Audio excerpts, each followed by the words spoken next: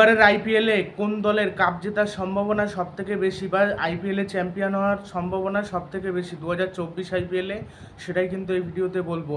এই আইপিএলের প্রায় অর্ধেক ম্যাচ শেষ হয়ে গেছে, মানে 74 না 75টা ম্যাচ হওয়ার কথা, তার মধ্যে কিন্তু অলরেডি 50% ম্যাচ কিন্তু হয়ে গেছে। প্রতিটা দল 7টা, কোনো দল 8টা করে কিন্তু ম্যাচ খেলে ফেলেছে, আবার কোনো দল 9টাও খেলেছে। দিল্লি একমাত্র 9টা ম্যাচ খেলে ফেলেছে। এবার 9টা ম্যাচ খেললে কি হবে, মানে দিল্লির এখন প্লে অফে যেতে গেলে বাকি ম্যাচগুলো জিততে হবে। এবার তবে আমার যতদূর মনে হচ্ছে যে এইবারের আইপিএলে কাপ নিতে পারে, বেশ কিছু দল নিতে পারে। এবার একটা এই দলই নেবে এইটা বলা সম্ভব হচ্ছে না। সানরাইজার্স হায়দ্রাবাদও নিতে পারে। সানরাইজার্স হায়দ্রাবাদের ব্যাটিং এইবারের আইপিএলে সর্বশ্রেষ্ঠ বলতে গেলে, মানে ট্র্যাভিস হেডদের ব্যাটিং লাইন আপ এত শক্তিশালী, তারা মানে আইপিএলের ইতিহাসে সর্বোচ্চ রান দুবার করেছে। একবার করেছে 277, একবার করেছে 287, মানে অবিশ্বাস্য। এতবার 3বার 250+ স্কোর করেছে সানরাইজার্স হায়দ্রাবাদ। এখান থেকেই বোঝা যাচ্ছে সানরাইজার্স হায়দ্রাবাদ ব্যাটিংয়ের দিক থেকে কতটা শক্তিশালী, বোলিংয়ের দিক থেকেও ভালো। প্যাট কামিন্স রয়েছে, ভুবনেশ্বর কুমার রয়েছে, মায়াঙ্ক মার্কন্ডে রয়েছে, ভালো প্লেয়ার কিন্তু রয়েছে এই দলে, যারা ব্রেক থ্রো দিতে পারে, উইকেট নিতে পারে, মার খেতে পারে, তবে উইকেটও নিতে পারে।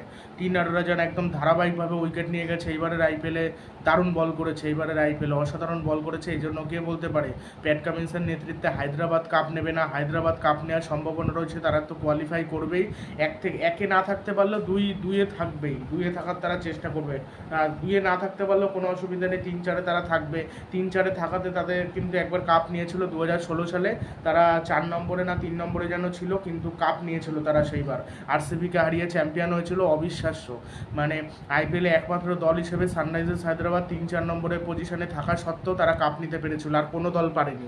মুম্বাই ইন্ডিয়ান্স পারেনি, চেন্নাই পারেনি, কলকাতা পারেনি। কলকাতা 2021 সালে কিন্তু 4 নম্বরে ছিল, 4 নম্বরে থাকা সত্ত্বেও তারা কিন্তু ফাইনাল ম্যাচে হেরে গিয়েছিল। ফাইনাল ম্যাচে যদি চেন্নাইকে হারাতে পারত কেকেআর, তাহলে সানরাইজার্স হায়দ্রাবাদের পরে দ্বিতীয় দল হতো কলকাতা নাইট রাইডার্স, যে আর কি 3-4 নম্বরে থাকা সত্ত্বেও, 1-2 নম্বরে না থাকা সত্ত্বেও কাপ নিতে পেরেছে, চ্যাম্পিয়ন হতে পেরেছে। সেই জন্য হায়দ্রাবাদ চ্যাম্পিয়ন হতে পারে। আর কলকাতার আগে যেটা মিচেল স্টার্ককে টিম থেকে বাদ দিতে হবে, মিচেল স্টার্ককে বাদ দিয়ে হয় এস রাদারফোর্ডকে খেলাতে হবে, আর একটা দেশি পেসারকে খেলাতে হবে, হয় সেটা করা যেতে পারে। আর তাছাড়া পুরো মিচেল স্টার্ককে বাদ দিয়ে কয়েকটা ম্যাচে রেস্ট দিয়ে দুষ্মন্ত চামিরাকে খেলাতে হবে, তাহলে কলকাতার ভালো হবে। কলকাতার যে হর্ষিত রানা মার খেলেও জেতানোর চেষ্টা করছে, বরুণ চক্রবর্তী মার খেলেও মাঝে উইকেট নিয়ে নিচ্ছে, নারিন মার খেয়ে গেলেও ভালো করছে। তারপর প্রত্যেকটা বোলারই কিন্তু এইবারের আইপিএলে কিন্তু প্রতিটা বোলারই মার খাচ্ছে। তার মধ্যে ইকোনমি কম বোধহয় শুধু জসপ্রীত বুমরার। চাহালের ইকোনমি 8-এর উপরে, 9-এর কাছাকাছি, মুস্তাফিজুর রহমানের বেশি, তারপর মহিষ শর্মার বেশি, সন্দীপ শর্মার বেশি, মানে না সন্দীপ শর্মার বোধহয় একটু কম, আর প্রতিটা বোলারের বেশি। আমি এটাই বোঝাতে চাইছি যে মানে এইবারের আইপিএলে কিন্তু সেরকম বোলিং সেরা এরকম কিছু কিন্তু হয়নি। বেশিরভাগ আমরা দেখতে পেরেছি কি, মানে ব্যাটিং সেরাই হয়েছে। ব্যাটিং মানে যাদের ব্যাটিং ভালো তারাই কিন্তু জিতেছে, বোলিং ভালো করে জেতেনি। তাও কিছু ম্যাচ ওই কলকাতা জিতেছে 2-1 রানে, সেখানে বোলিং বলতে হবে ভালোই, সেই ক্ষেত্রে বোলিং ভালো করে জিতেছে। এক্ষেত্রে কিন্তু অনেক বোলার 17 রানও ডিফেন্ড করতে পারেনি, 15 রানও ডিফেন্ড করতে পারেনি, আবার কেউ 19 রানও ডিফেন্ড করে দিয়েছে, এরকমও হয়েছে এইবারের আইপিএলে। সেই জন্য এইবারের আইপিএলে ব্যাটাররাই কিন্তু সুবিধাটা পেয়েছে। এই জন্য আমি মনে করি যে যেহেতু বোলাররা সুবিধা পায়নি, এই জন্য বোলাররা ভালো করবে কী করে, এই জন্য বোলাররা ভালো করতে পারেনি, মার খেয়ে গেছে। কলকাতা নাইট রাইডার্সের সেই সব ঠিক করলে কোনো অসুবিধাটা হবে না। হায়দ্রাবাদের বোলিং অপশানও রয়েছে, আব্দুল সামাদ বল করতে পারে, তারা ট্র্যাভিস হেড সে বল করতে পারে, তাছাড়া আর কে বল করতে পারে, অভিষেক শর্মা বল করতে পারে। অভিষেক শর্মা ব্যাটিংটা অসাধারণ করে ঠিকই, ট্র্যাভিস হেডের সাথে পুরো নিজেকে মানিয়ে নিয়েছে, অসাধারণ খেলছে কিন্তু অভিষেক শর্মা, মানে অনবদ্য, যা সেরা। এই জন্য আমি মনে করি যে ওই হায়দ্রাবাদের ওই দিক থেকে সব দিক থেকে ভালো রয়েছে, মানে আর হায়দ্রাবাদের ফিল্ডিংটাও ভালো হচ্ছে। প্রথম ম্যাচে যে কলকাতা নাইট রাইডার্সের সাথে হেরেছিল, ওই ম্যাচটা হেনরি ক্লাসের ম্যাচটা বেরই করে দিচ্ছিল, একটুখানিকের জন্য বের করতে পারেনি। মানে অবিশ্বাস্য ব্যাটিং লাইন আপ আর অবিশ্বাস্য শক্তিশালী, ভালোই লেগেছে এইবারের আইপিএলটা এখনও পর্যন্ত। এই গেল হায়দ্রাবাদ, আর কলকাতারটাও মোটামুটি বলেছি। চেন্নাই সুপার কিংসেরটা আর কলকাতা নীতিশ সেনা নেই, একটা সমস্যা, নীতিশ সেনাও কিন্তু বল করতে পারে। কলকাতারও কিন্তু বোলিং অপশান অনেক রয়েছে, কিন্তু শ্রেয়াস আয়ার সেভাবে ইউজ করে না। শ্রেয়াস আয়ার সেভাবে ইউজ করে না প্রচুর বোলিং থাকা সত্ত্বেও। আর সিএসকের মাথিসা প্রাথিরানা বাদে সেইভাবে কেউ বোলিং করতে পারছে না। জাদেজা এক ম্যাচে জ্বলে উঠেছিল আর কোনো ম্যাচে ভালো বোলিং করতে পারছে না। দীপক চার সেরকম ভালো করতে পারছে না, ফিল্ডিং মিস করছে, ফিল্ডিং তো জঘন্য করছে চেন্নাই। রচিন রবীন্দ্র খেলতে পারছে না, রাহানে খেলতে পারছে না, ঋতুরাজ গাইকোয়াড় আর শিবম দুবে এই দুখানা প্লেয়ার ভালো খেলছে। আর শেষ দিকে এসে মহেন্দ্র সিং ধোনি একটু টুকটাক খেলে দিচ্ছে, টুকটাক খেলতে পারছে, তা আগে নামলে তাও ধরে খেলতে পারে। এই জন্য আর কি চেন্নাইয়ের ব্যাটিংয়ের সমস্যা হচ্ছে। আগে যেমন ঋতুরাজ গাইকোয়াড় কনওয়ে ওপেনিংয়ে কোনো সমস্যা সামলাতেই হয়নি, 3 নম্বরে রাহানে সামলেছে, 4-এ দুবে খেলেছে, মানে কেউ ফ্লপ খায়নি। এবার ফ্লপ খাচ্ছে চেন্নাই, খেলতে পারছে না।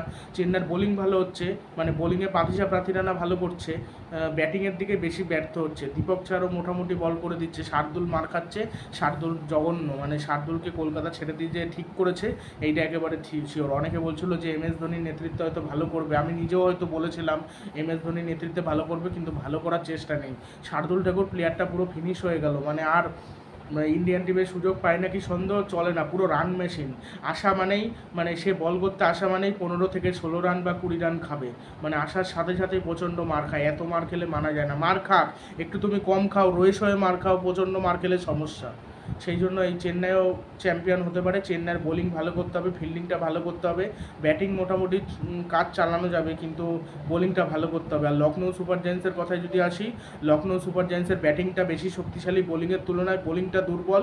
আমি মনে করি বোলিংটা ম্যাট হ্যান্ডিকে খেলাচ্ছে, তার পরিবর্তে যদি একটা ব্যাটসম্যান খেলায়, কাইল মেয়ার্সকে যদি খেলায় ওপেনার হিসেবে, আমার মনে হয় ভালো হবে। ওপেন করবে কাইল মেয়ার্স আর ডিকক, 3 নম্বরে KL রাহুল খেলবে, দেবদূত পাডিক্কালকে বাদ দিয়ে দিতে হবে। তারপর মার্কাস এস্টোনি আসলো, বা KL রাহুল যদি নিচেও খেলে অসুবিধার তো কিছু নেই, 4-এ খেললেও তো কাজে লাগে। 4-এ খেললেও T20 ওয়ার্ল্ড কাপে যদি সুযোগ পায় সে কিন্তু শেষে খেলবে, তাকে কিন্তু ওপেন করার জন্য ডাকবে না, তাকে ওপেন করানো কখনোই হবে না। সেই জন্য আর KL রাহুলকে আমি ওপেন করতে একেবারেই চাই না, মানে T20 ওয়ার্ল্ড কাপে একেবারেই চাই না। তার কারণ আগের 2 বছর যা খারাপ খেলেছে, 2022-এ জঘন্য, 21-এও সেইভাবে খেলতে পারেনি। খেলেনি যে তা না, যে ম্যাচে খেলার কোনো দরকার নেই, কোনো ভ্যালু নেই, সেই ম্যাচে খেলেছে KL রাহুল। নিউজিল্যান্ডের সাথে খেলতে পারেনি, পাকিস্তানের বিরুদ্ধে খেলতে পারেনি, ভালো টিমের বিরুদ্ধে খেলতে পারেনি, তার খেলবে কী করায়। সেইবার 2021 সালে নিউজিল্যান্ড অনবদ্য খেলে দিয়েছিল। নিউজিল্যান্ডের প্লেয়াররা, অস্ট্রেলিয়ার প্লেয়াররা দেশের হয়ে নিজেদের সেরাটা দেওয়ার চেষ্টা করে। এই যে ড্যারেল মিচেল, চেন্নাই সুপার কিংসেরও একেবারে পুরোপুরি ফ্লপ যে হচ্ছে। সামনে বিশ্বকাপ রয়েছে, T20 ওয়ার্ল্ড কাপে নিউজিল্যান্ডের হয়ে অবিশ্বাস্য খেলে দেবে তারা, মানে তাদের ধাঁচই ওরকম। আর শিবম দুবে এবার মানে চেন্নাই যারা প্লেয়ার রয়েছে তাদের মধ্যে থেকে দুবে ভালো 6 মারছে, পুরো মিডিল হিট করছে। এই জন্য আসন্ন T20 ওয়ার্ল্ড কাপে সে হয়তো স্কোয়াডে থাকতে পারে, তবে প্লেইং 11-এর সুযোগ পাবে না, তার কারণ প্লেইং 11-এ হয়তো হার্দিক পান্ডাই থাকবে। আর মুম্বাই এবার কাপ পাবে না আমার যতদূর মনে হচ্ছে। লখনৌ যদি রবি বিষ্ণু একটু ভালো করতে হবে, ব্যাটিংটা ভালো হচ্ছে, বোলিংটা একটু যদি চাপিয়ে করতে পারে, রান কম দিতে পারে, মহসিন খানও মোটামুটি বল করছে, মায়াঙ্ক যাদবকে যদি খেলানো যেতে পারে, তাহলে আমার মনে হয় লখনৌ ভালো খেলবে। আর ইয়াশ ঠাকুর প্রচণ্ড মার খায়, একটু মারটা কম খেতে হবে, তাহলে আমার মনে হয় লখনৌ ভালো করবে। আর তা না হলে লখনৌর ভালো করার কোনো রাস্তা নেই, লখনৌ ওরকম বাজে বল করতে থাকবে, মানে খুবই খারাপ খেলতে থাকবে।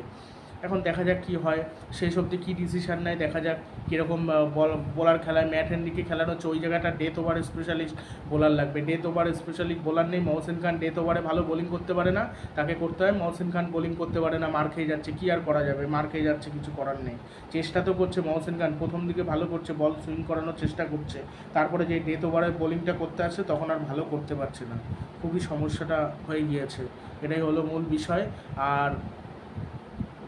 আর কি আছে, আর লখনৌ বলেছি, হায়দ্রাবাদ বললাম, কলকাতা বলেছি, এই করে। আর রাজস্থানেরও কিন্তু এবারে আইপিএলে কাপ নেওয়ার সম্ভাবনা রয়েছে, কাপ জিততেই পারে, কে বলতে পারে। রাজস্থান রয়্যালসের কিন্তু বোলিং ভালো, আবেশ খান চাহাল, তবে সব থেকে খারাপ বল করছে রবিচন্দ্রন অশ্বিনের ইকোনমি 9, প্লাস অ্যাভারেজ বোধহয় কত 225 না কত যেন দেখছিলাম, মানে অবিশ্বাস্য জঘন্য অ্যাভারেজ, মানে উইকেটই পায়নি, একটা উইকেট পেয়েছে 8টা ম্যাচ খেলে।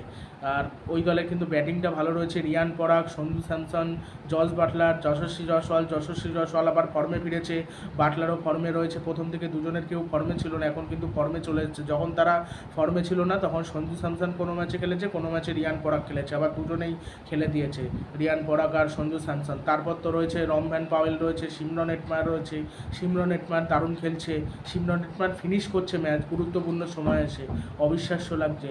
ওয়েস্ট ইন্ডিজের পাওয়ার বলে কথা, ফিনিশ করতে পারবে না সেটা কি আর হয়? নান্দ্রি বার্গারকে খেলাচ্ছে না, নান্দ্রি বার্গারকে প্রথম দিকে খেলাচ্ছিল কিন্তু তারপর আর খেলাচ্ছে না। পরের দিকে আবার সন্দীপ শর্মা ভালো বল করছে, 5টা উইকেট নিয়ে নিয়েছে, সেই জন্য রাজস্থান রয়্যালসকে বলতে পারে চ্যাম্পিয়ন হতে পারে। আগের বছর কিন্তু তারা লাস্ট দিকে 5টা ম্যাচ হেরে গিয়ে তারা প্লে অফে যেতে পারেনি, এইবার আশা করছি সেটা হবে না, আশা করছি প্লে অফে যাবে।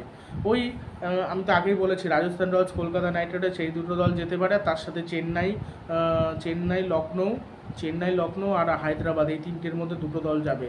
আর একটা দলকে কিছু করার নেই, কে যাবে না সেটা বলা যাচ্ছে না আগের থেকে। তিনটে দলের মধ্যে এখনের পারফরমেন্সের বিচারে মনে হচ্ছে চেন্নাই যাবে না, কিন্তু কে বলতে পারে, বাকি ম্যাচগুলো চেন্নাই জিতে যেতে পারে, সেক্ষেত্রে কিন্তু চেন্নাই যেতে পারে।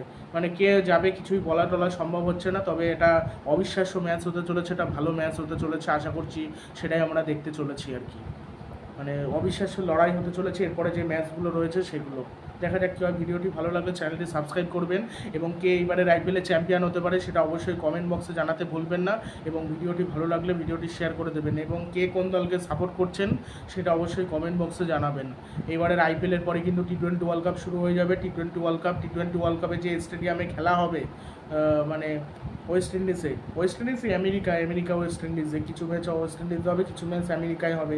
আমেরিকার পিচগুলো কিন্তু তৈরি করা চলছে। ভারত পাকিস্তান যে ম্যাচটা হবে সেই ম্যাচে যে কেমন পিচ হচ্ছে স্লো পিচ সবাই ধরে নিচ্ছে হবে, কিন্তু আমার মনে হয় না খুব স্লো পিচ হবে বলে। আমেরিকার ওখানে হয়তো ব্যাটিং পিচই হতে পারে।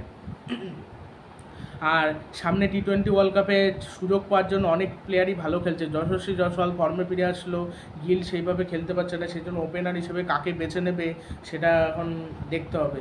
28-29 তারিখে এই নিয়ে আলোচনা হবে। রোহিত শর্মা টিমে যোগ দেবে, টিমে না মানে বৈঠকে যোগ দেবে আর কি, যেখানে আর কি টিম নির্বাচন করা হবে সেখানে, এবং তার কাছ দিয়ে শোনা হবে, তারপর কিন্তু টিম নির্বাচন করা হবে, তারপর কিন্তু স্কোয়াড ঘোষিত করা হবে মে মাসের 1 তারিখের মধ্যে। তারপর আবার মে মাসের 1 তারিখ থেকে 25 তারিখের মধ্যে পরে কিন্তু আবার চেঞ্জ করা যাবে। 25 তারিখের পর আর হবে না, মানে কোনো প্লেয়ারকে আমি বাদ দিতে চাইছি, বাদ দিয়ে নতুন কোনো প্লেয়ারকে নিতে চাইছি। আর চোট পেলে তো পরেও সেটা নেওয়া যায়, কোনো প্লেয়ার হয়তো চোট পেয়ে গেল, তার পরিবর্তে অন্য প্লেয়ারকে সুযোগ দেয়, সেটা কিন্তু যায়। স্ট্যান্ড বাই প্লেয়ার হিসেবে আইপিএলে ভালো খেলা কিছু প্লেয়ারকে হয়তো নেওয়া হতে পারে। ওমরান মালিক এই টি-20 বিশ্বকাপে খেলতে পারতো যদি আর কি ভালো করতে পারতো। এই হায়দ্রাবাদের ওই খেলার একটা ম্যাচও খেলার এখনও পর্যন্ত সুযোগ পায়নি ওমরান মালিক, এবং একসময় মনে হচ্ছিল ওমরান মালিক খেলবে, কিন্তু এখন তো আর তাকে খেলানোই হচ্ছে না। সে খারাপ পারফরমেন্স করার জন্য তাকে বাদ দিয়ে দেওয়া হয়েছে, ভারতীয় দল থেকেও বাদ দেওয়া হয়েছে। আর কয়েক মাস আগে সুযোগ পেত, কিন্তু এখন আর সুযোগ পায় না ওমরান মালিক, মানে এখন আর নির্বাচকদের ভাবনা চিন্তার বাইরে।